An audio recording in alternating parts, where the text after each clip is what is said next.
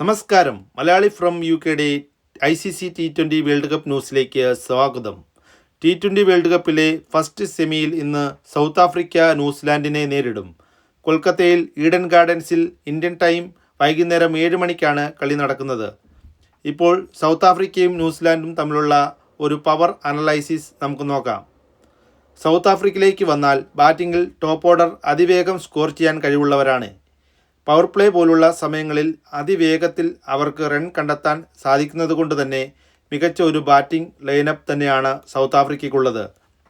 Top ഓർഡറിൽ പാളിച്ച സംഭവിച്ചാലും അവരുടെ മിഡിൽ ഓർഡർ വളരെ ശക്തമാണ്. ഒറ്റയ്ക്ക് ടീമിനെ വിജയത്തിലെത്തിക്കാൻ സാധിക്കുന്ന മിഡിൽ ഓർഡർ ബാറ്റ്സ്മാൻമാർ സൗത്ത് ആഫ്രിക്കയ്ക്ക് ടീമിലുണ്ട്. ഇനി അവരുടെ ബൗളിങ്ങിലേക്ക് വന്നാൽ ലോകത്തിലെ മികച്ച ഫാസ്റ്റ് യൂണിറ്റുകളിൽ ഒന്ന് തന്നെ എന്ന് പറയേണ്ടി വരും.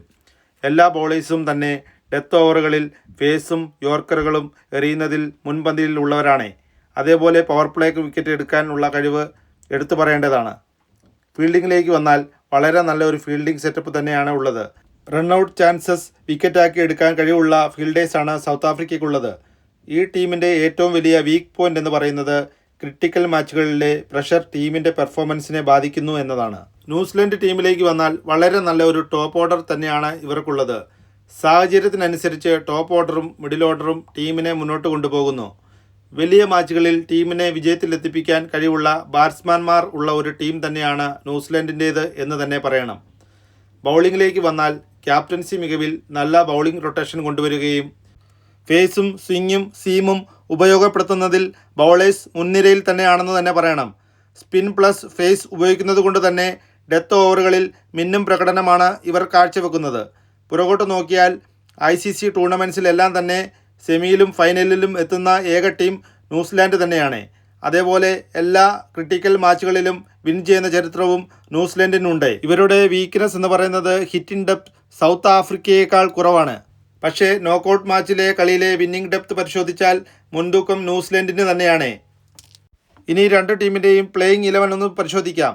സൗത്ത് ആഫ്രിക്കയിലേക്ക് വന്നാൽ Quinton de Kock, Ryan Rickelton, Aiden Markram, Brevis, David Miller, Tristan Stubbs, Marco Jansen, Corbin Bosch, Keshav Maharaj, Kagiso Rabada, Ngidi. ഇനി ന്യൂസിലൻഡിൻ്റെ പ്ലേയിങ് 11ലേക്ക് വന്നാൽ Tim Seifert, Finn Allen, Rachin Ravindra, Glenn Phillips, Mark Chapman, Daryl Mitchell Santner, James Neesham, Jacob Duffy, Lockie Ferguson. ഇന്ന് Eden ഗാർഡൻസിൽ ഒരു തീ പാർന്ന മത്സരം തന്നെയാകും നടക്കുക. ഇതിലെ വിജയികൾ നാളെ നടക്കുന്ന മത്സരത്തിലെ വിജയികളുമായി ഫൈനലിൽ ഏറ്റുമുട്ടും.